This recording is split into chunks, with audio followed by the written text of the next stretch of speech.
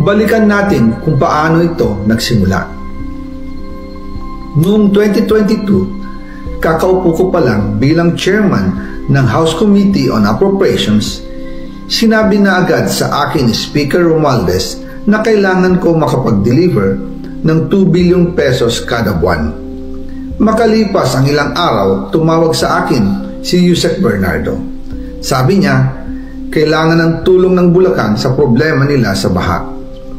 Pinapunta niya sa opisina ko sa Kongreso si DPWH District Engineer Henry Alcantara. Sa naging meeting namin ni Alcantara, siya mismo ang nag-offer kung paano ang hatian sa mga proyekto ng DPWH.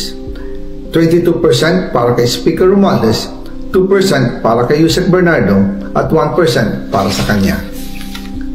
Doon po nagsimula ang tinatawag nilang deliveries. Ang sistema po ay ganito. Ang mga tao ni Henry Alcantara ay nakikipag-ugnayan sa mga tao ko na sina Paul Estrada at Mark Tiksay. Sila ang tumatanggap na pera mula sa mga tao ni Alcantara. Minsan sa bahay ko sa Valle Verde, minsan naman sa BGC parking.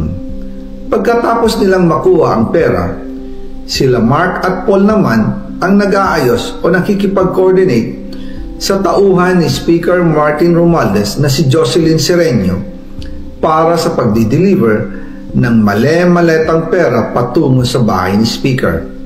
Una, sa North Forbes Park sa McKinley Drive at nang lumipat siya sa number 14 Nara Street, South Forbes Park.